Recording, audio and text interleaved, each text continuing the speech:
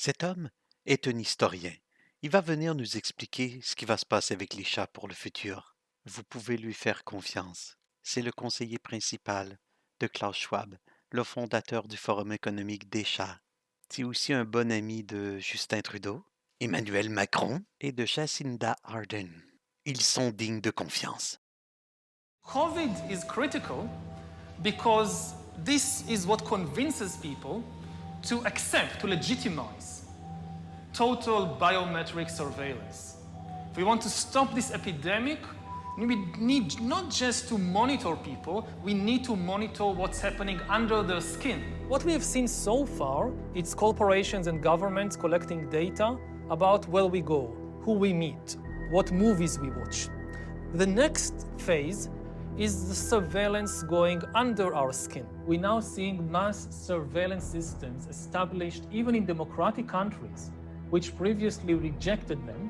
And we also see a change in the nature of surveillance. Previously, surveillance was mainly above the skin. Now it's going under the skin.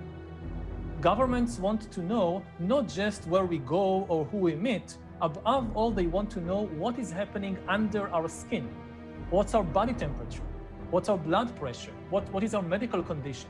Now humans are developing even bigger powers than ever before. We are really acquiring divine powers of creation and destruction. We are really upgrading humans into gods. We are acquiring, for instance, the power to re-engineer life. I know that in recent years, we saw populist politicians undermining deliberately the trust that people have in important institutions like universities, like respectable media outlets. These populist politicians told people that, say, scientists are this small elite disconnected from the real people. I mean, all this story about Jesus rising from the dead and being the Son of God, this is fake news. Humans are now hackable animals. You know, the whole idea that humans have, you know, they have this soul or spirit and they have free will and nobody knows what's happening inside me. So whatever I choose, whether in the election or whether in the supermarket, this is my free will, that's over.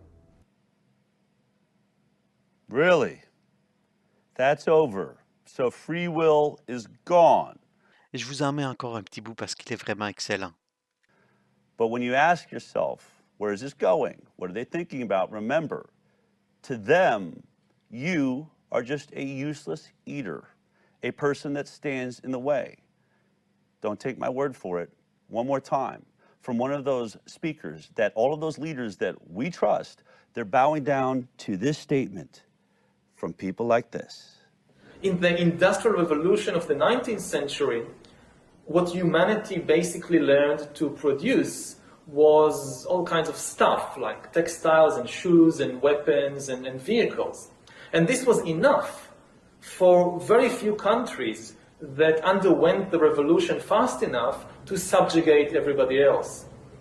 What we're talking about now is like a second industrial revolution, but the product this time will not be textiles or machines or vehicles or even weapons. The product this time will be humans themselves.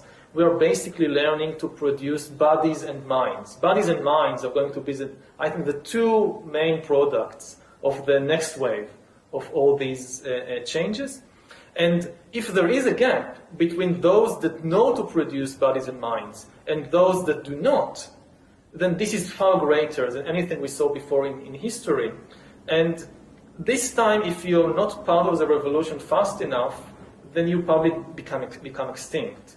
Once you know how to produce bodies and brains and minds, so cheap labor in Africa or South Asia or wherever, it simply counts for nothing. Again, I think that the biggest question maybe in economics and politics of the coming decades will be what to do with all these useless people. I don't think we have an economic model for that. My best guess, which is just a guess, is that food will not be a problem. With that kind of technology, you will be able to produce food to feed everybody. The problem is more boredom and what to do with them and how will they find some sense of meaning in life when they are basically meaningless, worthless. My best guess at present is a combination of drugs and computer games. All right. I think we get the point. N'oubliez pas, nous parlions ici seulement de chats.